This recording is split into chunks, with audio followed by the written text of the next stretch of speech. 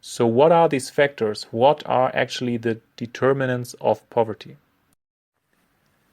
When talking about determinants of poverty, first of all, we need to clearly define poverty. Now, for example, let's assume that we define poverty according to the World Bank definition, that a person is considered poor if he or she lives on less than $1 a day. When looking at determinants of poverty, we can also look at different categories. Let's start with individual characteristics of persons.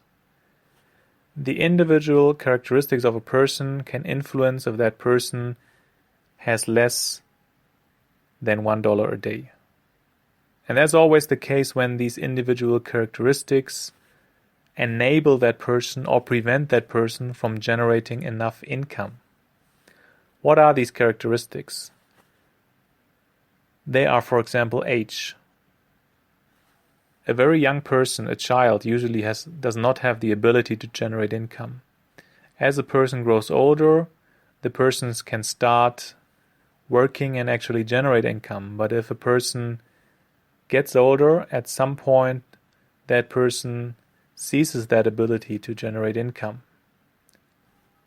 Education, obviously, is a key determinant of poverty. Well-educated people usually have the ability to have a type of employment which can generate more income than people who have little or no formal education or little or no skills in any way. So it's closely related to the next determinant, the employment status of a person. Obviously, two people can have a similar level of education, but one of the persons might work in a sector of the economy where salaries are higher than in another sector. So the employment status of a person can then clearly determine how much income a person can generate and thereby the probability of being below or above the poverty line of $1 per day. The health status of a person is also an important determinant. If a person gets sick or ill, that usually means that the person cannot work anymore and cannot generate income anymore. Sometimes people are also disadvantaged because of their ethnicity. Let's look at another level of determinants of poverty. Those are household characteristics. Household characteristics are important because individuals sometimes live alone, but very often individuals live together with other persons in a household. So someone lives together with his or her spouse, children, parents, other relatives, or even friends. In that case, the characteristics of the whole household are important in determining the poverty status of the individual person. What are these characteristics of the household? For example, the size of the household. This can be important, for example, in sub-Saharan African countries where there is a high child mortality rate. What households in those countries do is that they usually try to have many children because they expect some of their children to die at an early age. And because children are important for households in these countries, because children in the future will provide for their parents. Households in these countries always try to ensure to have enough children who actually survive and who are able to provide for their parents when they grow up and the parents are getting old. So size of the household can be an important determinant of the risk of being poor or not. There is something called dependency ratio. That means the ratio of unemployed, old, or young household members relative to working age adults in the household. So the more unemployed, old, or young household members you have in a household relative to working age households, working age household members, the more difficult it will be for the working age adults to earn enough income for everyone so that everyone has enough.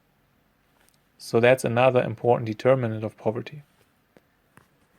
The gender of the household head sometimes matters, or in any way the gender of household adults, because in some countries women will be disadvantaged compared to men, having less freedom to pursue certain types of jobs or pursuing education.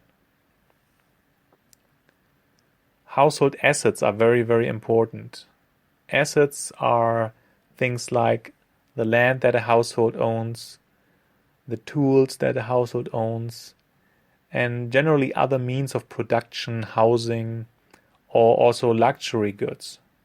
And assets are important because, on the one hand, they give a household the ability to generate income.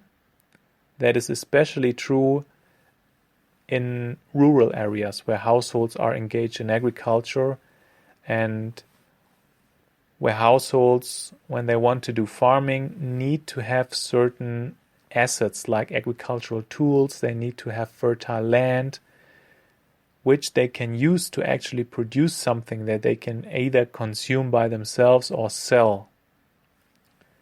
Assets are also important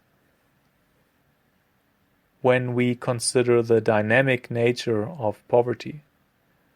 That is because if a household is affected by some sort of shock, for example, if an agricultural household faces a drought which destroys all of the harvest, or if an urban household faces some sort of macroeconomic crisis that leads to the loss of employment, having assets is very important because sometimes you are able to sell assets. So assets like land, tools, luxury goods can be sold in order to substitute income in times where income is not available due to external shocks. Obviously, when we look at the household level, employment and income structure of the whole household is also important. The proportion of adults being employed, the type of work, and so on. And as with individual characteristics, also the health and the education of the household members on average determines the likelihood that a household is living below the poverty line or above the poverty line.